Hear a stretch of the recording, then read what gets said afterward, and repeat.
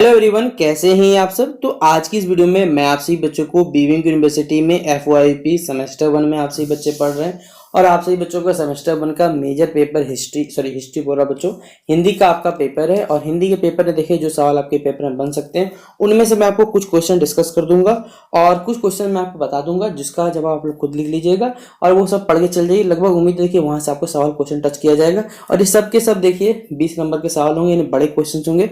छोटे क्वेश्चन आप लोग खुद कवर कर सकते हैं, ऐसा आशा करता हूँ आप सभी बच्चों का, क्योंकि आप सभी बच्चे देखिए मैंने आपको इतने दिन से बोल रहा हूँ भाई पढ़ लो, लेकिन आप लोग खुद एज रिस्पॉन्सिबल है इन सब बातों के लिए। ठीक है, तो चलिए वक्त तो बिना बढ़ाते वीडियो को शुरू किया जाए। वीडियो पसंद आए तो वीडियो को लाइक करिए, चैनल पर अगर न्यू आए तो चैनल सब्सक्राइब करिएगा, साथ में बेल आइकन पर हमारे क्लिक कर लीजिएगा ताकि इसी प्रकार चैनल के सारे अपडेट आपको चाहिए मिलते रहे। डिस्क्रिप्शन बॉक्स में टेलीग्राम ग्रुप, फेसबुक पेज का लिंक मिलेगा, जहां जुड़ जाइएगा।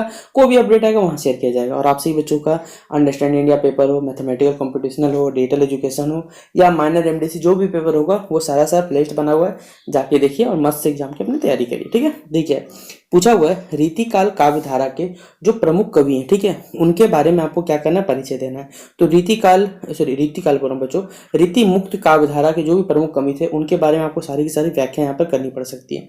तो जैसा कि देखिए ये स्पष्ट हो जाता है कि वैसे काव्य जो सारे बंधनों जैसे रस से, अलंकार से, छंद से, ध्वनि से, काव्यारों से या फिर इत्यादि से जो मुक्त हो उन्हीं को हम लोग क्या कहते हैं, रीति मुक्त काव्य उन्हें कहा जाता है। परंतु इस नामकरण के पीछे विद्वानों में कई मत और अंतर भी दिखाया जाता है, इसलिए मतांतर भी कहते हैं।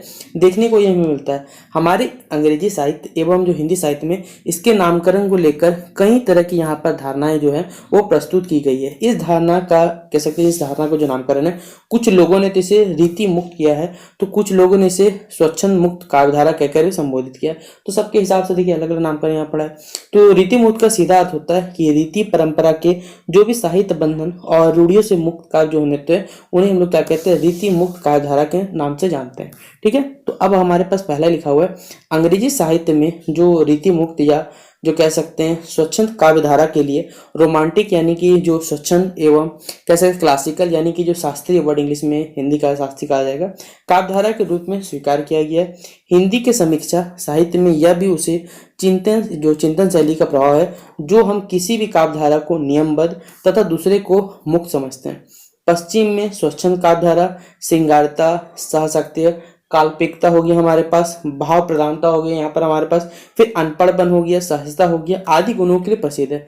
वस्तुतः हम कह सकते हैं कि हम उक्त धारा के कह सकते हैं जो गुण है या फिर लक्षण तो नहीं है, लक्षण के संबंध होता है यहाँ पर जो नियम मुक्त होना या रूढ़ि मुक्ता होना, यह हमें बताया हुआ है। इस प्रकार हम कह सकते हैं कि जो भी रीति मुक्त जो काव्य है वे ऐसे इस प्रकार के हमारे काव्य होते हैं जो गुण से नहीं अपितु लक्षण से भी क्या हो, मुक्त हो हमारे पास। तो यहाँ संक्षेप में हम स्वच्छंदतावादी या रीति मुक्त काव्यधारा की कुछ प्रमुख विशेषताओं पर हम लोग चर्चा करने वाले हैं और एक नजर हम लोग डालते हैं इस पे। देखिए क्या बताया हुआ है, यह काव्य जो है पॉइंट बताया हुआ कि यह काव्य आंतरिक जो हमारी अनुभूतियों का काव्य होता है, अतः इसे कहा जाए तो भाव वेग का इसमें क्या होता है, उच्छल प्रभाव इसमें देखने को हमें मिलता है।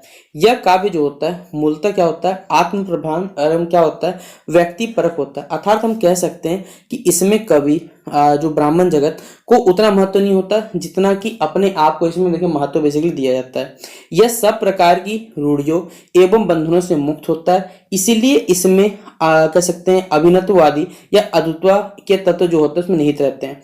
इसमें कल्पना और असाधारणता का जो प्राचुर्य इसमें भरपूर रहता है। यह जो काव्य है वो भाव प्रधान अधिक और रूप प्रधान कम होता है। इस काव्य में कवि की मूल प्रवृत्ति और अपने हृदय के जो कह सकते पर्द खोलने की अधिक इसमें होती है तथा अपनी उक्ति को अपने कह सकते काव्य को सजाने एवं संवारने का जो कम से कम हम देखने को मिलता है। अब इससे हम निष्कर्ष क्या निकालते हैं, ये बताया हुआ है कि इस प्रकार हम कह सकते हैं कि रीति मुक्त काव्यधारा में कवि और कह सकते हैं और किसी का काव्य अलंकार जो होता है वो प्रधान तो कम होता है और भावना जो होती है उसमें ज्यादा प्रधान भाव रखता है। कवि व्यक्तिगत अनुभूतियों को उजागर करने में ज्यादा बल दिया करते हैं। यह काव्य भले ही स्वच्छंदतावादी हो, प्रवृत्ति से अनुप्राणित हो, परंतु इसमें इंद्रिया अनुभूति भी नहीं बल्कि यहाँ पर क्या होता है, हृदय अनुभूति का समावेश होता है। कवि संसार को अनुभव करने वाली व्यक्ति की अपेक्षा स्वयं के प्रति या स्वयं के अनुभव को यहाँ पर ज्यादा क्या करता है, महत्व देने की कोशिश करता है। अब इस धारा के देखिए कुछ कवि हैं जिनके बारे में यहाँ पर बताया हुआ है, जिसमें सबसे पहले कवि का नाम लिया हुआ है वो है धनानंद। तो धनानंद जो है स्वच्छंद काव्य धारा के प्रमुख कवि हैं। इस धारा के प्राय सभी गुण इनकी शैली में हमें मिल जाते हैं, जैसे भावात्मक, वक्ता, लक्षणता हो गया, भावों की व्यक्तिकता हो गया, यहाँ पर रसमता मिलती है, मार्मिकता है, स्वतंत्रता आदि है। तो धनानंद की जो रचना है प्राय हमें देखिए दो प्रकार की मिलती है, जिनका जो संबंध है क्रमशः लौकिक श्रृंगार एवं भक्ति से होता है। इनकी प्रथम वर्ग की कविताएं प्राय कवितन सवियों में रचित थे, और दूसरे वर्ग की जो है उसमें पदों एवं जो दोहे रहते हैं उसमें ये चौपाई में लिखे जाते हैं। अगला बताया हुआ है कि धनानंद के काव्य से वियोग, यहाँ पर श्रृंगार की अप्रतिम छटा यहाँ विद्यमान है। संयोग श्रृंगार से ज्यादा उन्होंने क्या किया, जो वियोग श्रृंगार है उसमें उत्कृष्टता इन्होंने हासिल की है। जहां पर संयोग श्रृंगार में उन्होंने अपनी प्रिय के रूप का जो अनुपम वर्णन किया है, उन्होंने मन, प्राण, नेत्र के अनुपम सौंदर्य का यहाँ पर वर्णन प्रस्तुत किया है। प्रिय के रूप में यहाँ पर रिझने से मन की क्या जो दशा होती है उनका उन्होंने क्या किस प्रकार वर्णन किया है, जैसे लिखा हुआ है, रावरे रूप की रीति अनूप नेव नो लागत, ज्यों जो निहारिये त्यों इन आखिन बनी अनोखी, अधानी कहूं नाही अनपर। मतलब इसी प्रकार वियोग श्रृंगार की कई सैकड़ों अंतरदशाओं के मार्मिक चित्रण ने कवि ने यहाँ पर हमें प्रस्तुत किए हैं। फिर बताया हुआ यहाँ पर कि वियोग श्रृंगार में प्रिय के ना रहने पर प्रिय की जो कह सकते हैं यहाँ पर जो भाव मग्न है उनका हो जाना स्वाभाविक होता है, पर धनानंद को संयोग श्रृंगार में भी भावगन होते दिखाई पड़ते हैं। भावात्मक के साथ उनका जो प्रेम है अनुभूति के साथ साथ अशरीर से हटकर अनुभूत्यात्मक हो जाता है, और ऐसी अवस्था में उनका सम परम सत्ता से जुड़ा हुआ प्रतीत हमें होने लगता है। ठीक है। फिर अगला बताया हुआ है कि धनानंद की काव्य की प्रमुख विशेषता भावजन्य प्रकृति है। कवि के अनुसार यह असाधारण है, उसे अभिव्यक्त करने के लिए असाधारण भाषा का प्रयोग ही एकमात्र उपाय है। इस प्रकार लाक्षणिक हमारे पास भाषा का प्रयोग करना उनकी शैली होती है, जिसके परिणाम स्वरूप क्या होता है, उसमें विरोध और वक्रता के गुण हमें देखने को मिलते हैं। और धनानंद के काव्य में कुछ प्रमुख बताया हुआ है, जैसे वियोग बेली, प्रीति पावस, प्रेम पत्रिका, इसकलता, प्रेम पद्धति, प्रेम पहेली, धनानंद कवित। तो इस पर कुछ रचनाओं है या फिर कह सकते हैं कि कुछ काव्य खंड है जिनका हमने यहाँ पर बताया है। अगला पॉइंट है यहाँ पर आलम के बारे में बताया हुआ है। आलम जो है धनानंद की भांति यहाँ पर बताया हुआ है कि सर्वदा स्वच्छंद नहीं थे। इसमें इनके कवि जो है संयोग के रीति परंपरा के गुण भी कुछ कुछ मिल जाते हैं, अर्थात कहीं कहीं उन्हें नायिका भेद, रस आदि के आधार पर दिखाया गया है। धनानंद जिस प्रकार अपनी अनुभूति की स्वच्छंदता और असाधारणता के प्रति जागरूक है, उस प्रकार आलम नहीं है। फिर भी उनके काव्य को रीति व काव्य की संज्ञा नहीं दी जा सकती। इनका जो काव्य है स्थूल वस्तु प्रधान नहीं, भाव प्रधान है। संयोग हो या वियोग, जो कवि कह सकते हैं विषादमय रहता है, और इनका जो कह सकते हैं वियोग भी है, वैसा ही मार्मिक एवं क्या होता है, आंतरिक है, जैसा धनानंद का। परंतु आलम जो है वियोग से यहाँ पर कह सकते हैं बिके हुए थे तथा जीवन का दाव हारे हुए नजर आते हैं। आलम की प्रेमाहुति भी व्यक्तिगत है, अतः वो भी मार्मिक एवं सत्य में प्रतीत होती है। उसमें अभिलाषा की हमें प्रधानता देखने को मिलती है, इसलिए प्रिय को पाकर वे प्रेमी तृप्त नहीं होता। उनका प्रत्येक जो क्षण है अंतर्द्वंद से पीड़ित रहता है। अभिलाषाओं को भी यह प्रभाव होता है कि प्रिय की छोटी छोटी चेष्टाएं प्रेमी के अंतर कह सकते मन को मत डालती है। दूसरी ओर से इस प्रेम में विषमता थी, प्रेमी अपने अभिलाषाओं से आकुल रहता है, और प्रिय जो होती है निष्ठुर और कठोर भी यहाँ पर उसे बनाए रखता है। ये इस पॉइंट के थ्रू बताया हुआ है। ठीक है। अगला हमारे पास है इस प्रकार, देखिए ये हमारे पास बता दिया गया। फिर ठाकुर जी के बारे में बताया हुआ है, तो ठाकुर जी के बारे में आप ये पॉइंट लिखना चाहिएगा, तो आराम से लिख लीजिएगा अपने हिसाब से बना के।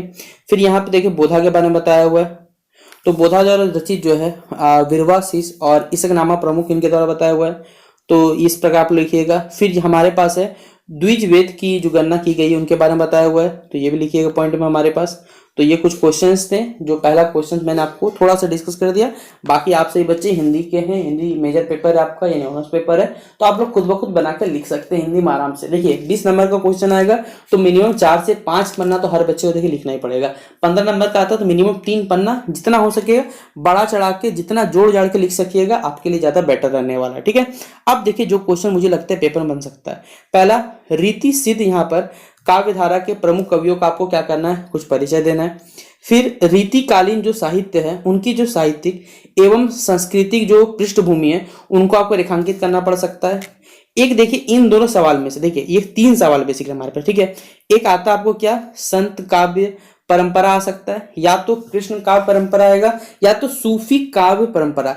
इन तीनों में से एक सवाल देखिए पक्का आने का बहुत ज़्यादा चांसेस है। अब बात यह रहा कि देखिए किसको यूनिवर्सिटी प्रेफर करेगा, ये थोड़ा सा कहना मुश्किल है, लेकिन अगर आप तीनों के सवाल को देख के जाते हैं तो मुझे लगता है कि हाँ आपका इसमें से एक बड़ा सवाल आप लोग टच कर सकते हैं। तो इन तीनों सवाल को मैं बोलूंगा कि आप लोग जरूर देख लीजिएगा, पेपर में एकदम आने के बहुत ज़्यादा चांसेस मुझे लग रहे हैं। ठीक है, बाकी देखिए मैं खुद हिंदी ऑनर्स का तो हूँ नहीं, जो जो सिलेक्टेड क्वेश्चन जो मुझे बताए गए वही मैं आपको यहाँ डिस्कस कर रहा हूँ। तो फिर भक्ति कालीन की जो राजनीतिक, सामाजिक, सांस्कृतिक एवं साहित्यिक पृष्ठभूमि को अपने शब्दों में लिखिए। जैन साहित्य का सामान्य परिचय देते हुए उनकी विशेषता बतानी है। फिर हिंदी, ये भी क्वेश्चन देखिए इंपॉर्टेंट है, हिंदी साहित्य का जो काल विभाजन एवं नामकरण की समस्या प्रकाश डालना है। और संत काव्यधारा, ये तो मैंने आपको बोला है कि भाई ये तो आपको देख के जाना है, इन दोनों में से कोई एक सवाल आपको देखने में मिल सकता है। तो ये थे हमारे हिंदी ऑनर्स के कुछ क्वेश्चन जो मैंने आपको डिस्कस कर दिए।